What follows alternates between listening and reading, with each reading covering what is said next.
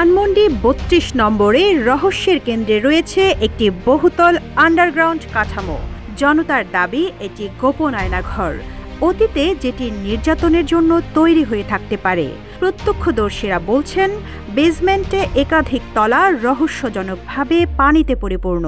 আরও চাঞ্চল্যকর তথ্য, পানির নিচেই লুকিয়ে থাকতে পারে আরও একটি তলা। তবে আসল সত্য কী? ৩২ নম্বরে শেখ মুজিবুর রহমানের বাড়ির আন্ডারগ্রাউন্ডে আয়নাঘর রয়েছে।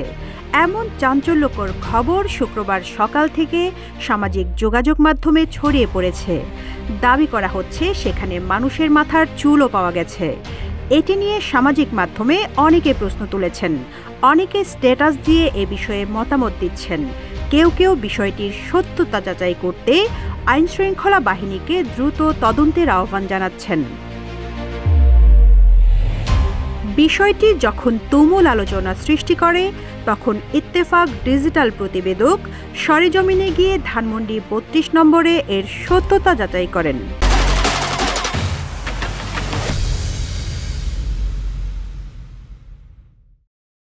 সরেজমিনে গিয়ে দেখা যায়, ধানমন্ডি ৩২ নম্বরে শেখ মুজিবুর রহমানের বাড়ির পাশে একটি নির্মাণাধীন ভবনে ২ তলা পর্যন্ত কনস্ট্রাকশনের কাজ চলছে।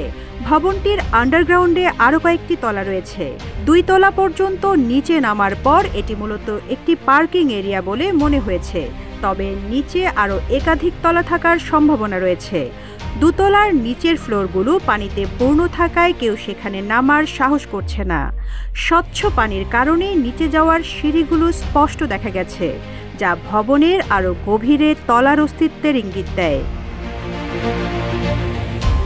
এর আগে বুধবার রাত থেকে বাড়িটিতে ব্যাপক ভাঙচুর চালানো হয় এবং শনিবারও সেখানে মানুষের ভিড় দেখা যায়। এক প্রত্যক্ষদর্শী জানান, বাড়ির নিচে কয়েকটি কক্ষের সন্ধান মিললেও সেগুলোতে প্রবেশ করা সম্ভব হয়নি, কারণ পুরো জায়গাটি পানিতে ভরা, যা সন্দেহজনক বলে মনে হচ্ছে। অন্য এক প্রত্যক্ষদর্শীর দাবি, বাড়ির বেসমেন্টে ৫ তলা কাঠামোর ভেতরে আওয়ামী লীগ তাদের নিজস্ব বাহিনী দিয়ে আরেকটি আয়নাঘর তৈরি করেছে। জনতার অভিযোগ, এটি হয়তো গোপন নির্যাতন কেন্দ্র, যেখানে শেখ হাসিনার বাহিনী গোপনে নির্যাতন চালাতো।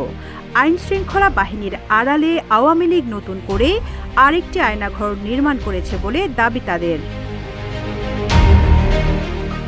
সামাজিক যোগাযোগ মাধ্যমে বিষয়টি নিয়ে ব্যাপক আলোচনা চলার মধ্যেই শনিবার ৩২ নম্বর পরিদর্শন করে পুলিশ ও ফায়ার সার্ভিস।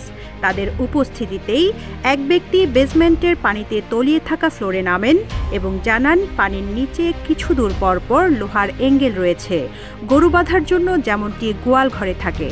আরও চাঞ্চল্যকর তথ্য দিয়ে তিনি জানান, এই ফ্লোর থেকেও আরও নিচে যাওয়ার জন্য একটি সিঁড়ি রয়েছে, যা গোটা বিষয়টিকে আরও রহস্যময় করে তুলেছে।